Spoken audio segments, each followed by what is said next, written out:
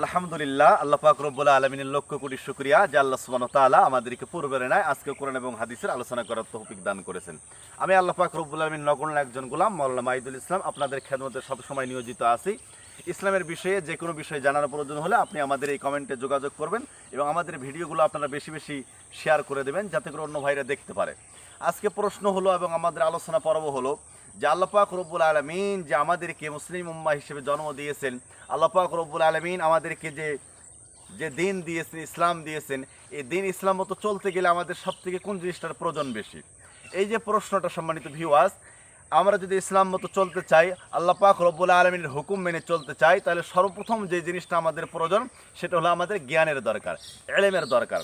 আর এলেমের এত ফজিলত, রাসূল আকরাম সাল্লাল্লাহু আলাইহি ওয়াসাল্লাম বলেন, মান ক্বরাআল কুরআনা ফাস্তাযহারাহু ফাহাল্লা হালালাহু ওয়া হাররামা হারামাহু আদখালাহুল্লাহুল জান্নাহ ওয়া শাফাআহু ফি আশরাতি আহলি বাইতিহি কুল্লুহুম কদ ওয়াজাবাত লাহুন নার।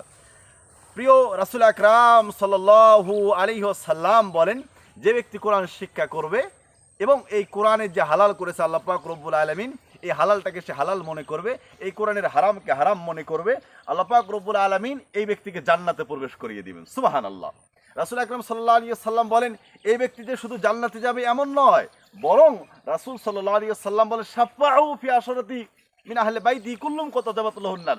আল্লাহ পাক রব্বুল আলামিন কাল কিয়ামতের দিন এমন 10 জন ব্যক্তি সম্পর্কে তাকে সুপারিশ করার তৌফিক দান করবে সম্মানিত ভিউয়ার্স, যেই 10 জন ব্যক্তির জন্য জাহান্নাম ওয়াজিব হয়ে গিয়েছিল। তাহলে যেই 10 জনের জন্য জাহান্নাম ওয়াজিব হয়ে গেছে এমন 10 জন ব্যক্তিকে আল্লাহ পাক রব্বুল আলামিন সুপারিশ করার তৌফিক দান করবে। আর যাদের জন্য জাহান্নাম ওয়াজিব হয়নি, ছোটোখাটো গুনাহ রয়েছে, এরকম অসংখ্য ব্যক্তিকে যে সে সুপারিশ করতে পারবে এত কোনো সন্দেহ নেই। এই জন্য রাসূল আকরাম সাল্লাল্লাহু আলাইহি ওয়াসাল্লাম বলেন, খায়রুকুম মান তাআল্লামাল কুরআনা ওয়া আল্লামাহু। তোমাদের মধ্যে সর্বশ্রেষ্ঠ মানুষ হলো যে নিজে এই কোরআনুল কারীম শিক্ষা করে এবং অন্যকে কোরআন শিক্ষা দেয়।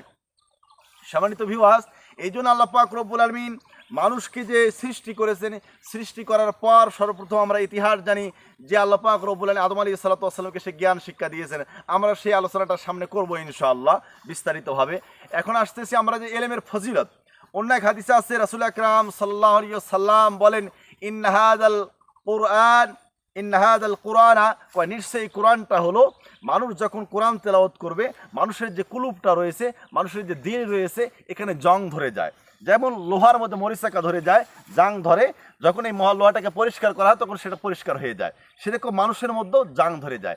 এই মানুষ যখন কোরআনুল কারীম তেলাওয়াত করবে, এই মানুষ যখন আল্লাহ পাক রব্বুল আলামিনের জিকির করবে, তো আল্লাহ পাক রব্বুল আলামিন তার এই যে কলবটা রয়েছে এটাকে পরিষ্কার করে দেবে।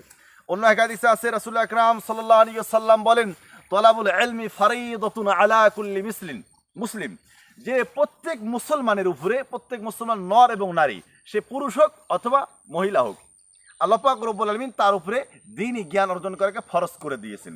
এখন প্রশ্ন হলো সম্মানিত ভিউয়ার্স, যে কতটুকু পরিমাণে জ্ঞান অর্জন করা ফরজ, এই বিষয়টা আমাদের জানতে হবে। যে সেটাকে আরবি ভাষায় বলা হয় ইলমুল হাল, অর্থাৎ সময়ের তাকাজা অনুযায়ী যেই সমস্ত মাসলা মাসাইল আমাদের সামনে আসে, সেই সমস্ত মাসলা মাসাইল আমাদের শিক্ষা করা হলো ফরজ। এই জন্য আল্লাহ পাক রব্বুল আলামিন যাতে আমাদেরকে অন্তত ইলমুল হাল যেটাকে বলা হয়, আমরা যাতে সেই জ্ঞানটুকু অর্জন করতে পারি, রব্বুল আলামিন যেন সেরকম তৌফিক দান করে, এই কথা বলে আজকের আলোচনা শেষ করলাম। আসসালামু আলাইকুম ওয়া রাহমাতুল্লাহি ওয়া বারাকাতুহু।